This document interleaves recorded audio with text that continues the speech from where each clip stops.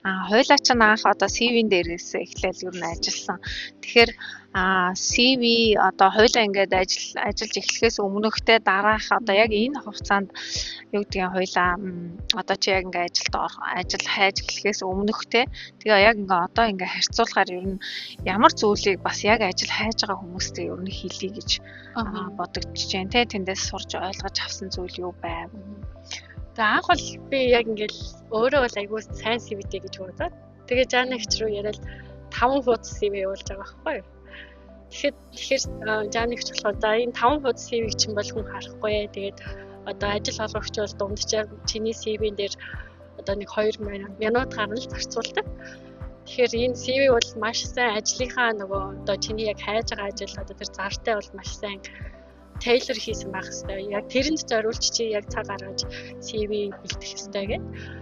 Тэгээд би хамгийн эхлээд CV-н дээр болохоор би одоо яг ямар ажил хийсэн нэрнүүдээ бичсэн. Одоо би ийм төсөл дээр ажилласан гэдээ бичсэн. Гэхдээ яг би яг энэ төсөл дээр яг миний contribution юу юм бэ? Би яг энэс юу сурсан бэ? Яг ямар ролтой оролцсон бэ гэдэг ерөөсөө бичээгүй. Тэр бол миний одоо хамгийн том алдаа. Тэгээ ер нь бол баахан тийм оролцсон төслүүдийн нэр байсан тий. Тэгээ би яг асууж ирсэн тэгээ чамаас яг чиний contribution юу байсан бэ гэд. Тэгэл эндээс хоёлаа эхлээд CV-н дээр ажиллаж эхэлж гисэн тий.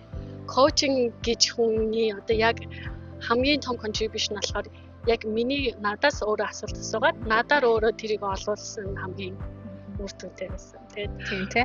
Би бол CV-н дээрээ яг 7 хоног ажилласан баг тий. Танаас 2 удаагийн зөвлөгөө аваад.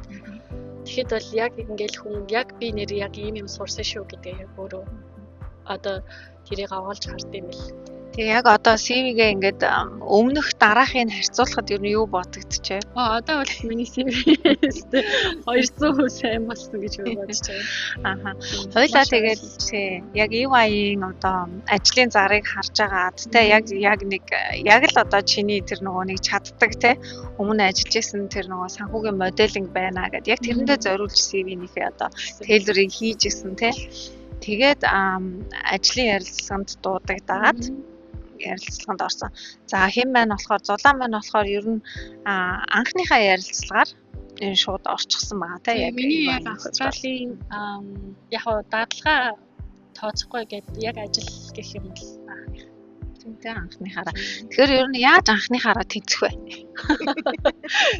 Одоо бэлтгэл дахин бэлтгэлэл баг тий. За ер нь хэрхэн яаж бэлдсэн бэлээ хоёлаа тэр талаараа. Миний нөгөө CV-гийн хариу болохоор маш хурдан ирсэн байхгүй юу? Тэгээд ярилцлаганд орохоор боллоо гэд. Чамд 2 сонголттой нь 2 хоногийн дараа авах юм уу, сарын дараа авах юм уу гэд. Тэгээд сарын дараа гэхээр надад амар хол санагдчихсан болохоор шууд л 2 хоногийн дараа авах гэж бодоод тэгээд бэлдсэн. Тэгээд эхлээд Жанагч яг бэлдээд надад яг ийм нөгөө ажил олгогч асуудаг асуултуудыг асуухад би бол ерөөсөө таг байсан.